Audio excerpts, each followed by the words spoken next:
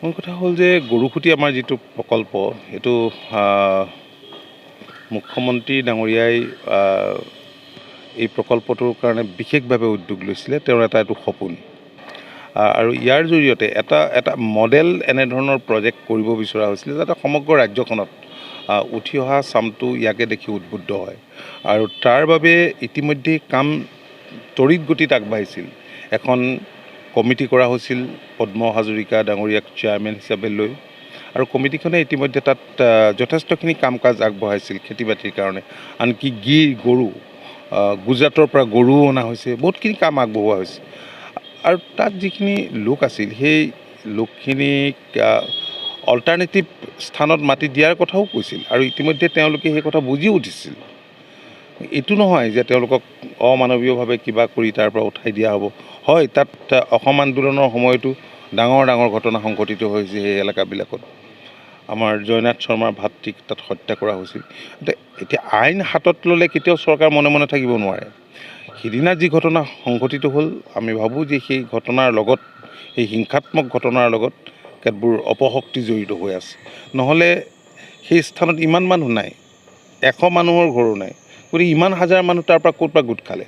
গতিকে সংগঠিত ৰূপত তেওঁলোকে এনেধৰণে ৰেজিষ্ট কৰিবৰ কাৰণে, কাৰণ গভমেণ্টৰ মাটি কোনোবাই দখল কৰি থাকিব এই কথা গভমেণ্টে সদায় মনে মনে থাকিব নোৱাৰে। আমাৰ ৰাজ্যখনত মোৰ এতিয়া এগ্ৰিকালচাৰ বিভাগৰে চিট ফাৰ্ম এনে বহুত আছে, প্ৰায় 75-75খনমান চিট ফাৰ্ম, চিট কৰ্পৰেশ্যনকে ধৰি এনেধৰণৰ হৰ্টিকালচাৰ আৰু এগ্ৰিকালচাৰ চিট ফাৰ্ম আছে। তাৰে বহুতখিনি এনক্ৰ'চমেণ্ট হৈছে। তাত কিছুমান ডাউটফুল মানুহো তাত বসবাস কৰিবলৈ লৈছে। গতিকে সেইবিলাকো উচ্ছেদ কৰা হ'ব। মাননীয় মুখ্যমন্ত্ৰীয়ে এই কথাটো কৈছে যে এনেকুৱা ধৰণৰ বাধাই আমাৰ গতি স্তব্ধ কৰিব নোৱাৰে। গতিকে আমাৰ যিটো লক্ষ্য সেই লক্ষ্যত উপনীত হ'বলৈ আমি নিশ্চিতভাৱে আগবাঢ়ি যাম। কিন্তু এইটো ঠিক যে কোনোবা এজন ফটোগ্ৰাফাৰে, মই দেখিছোঁ সেই দৃশ্যটো বৰ ভাল লগা বিধৰ নহয়, অত্যন্ত দুৰ্ভাগ্যজনক। তেনেকুৱা ঘটনাও আমি কেতিয়াও আশা নকৰোঁ। কিন্তু মূল কথা হ'ল যে পৰিকল্পিতভাৱে তেওঁলোকে ৰেজিষ্ট কৰাৰ বা পুলিচক আক্ৰমণ কৰাৰ যিটো কথা, এই কথাটো কেতিয়াও প্ৰশাসনে চৰকাৰে সহ্য কৰিব নোৱাৰে। কংগ্ৰেছৰ উচতনি থাকিব পাৰে, কংগ্ৰেছৰ উচতনি থাকিব পাৰে, AIDFৰ উচতনি থাকিব পাৰে। গতিকে এইবিলাক ঠিক কথা নহয়, তেনেকুৱা কথা নহয়। তাৰ কাৰণেতো পৰিকল্পনা কৰি আৰু আগেই বঢ়া হৈছিলে। এই কথাখিনি তেওঁলোকে বুজি উঠিছিলে।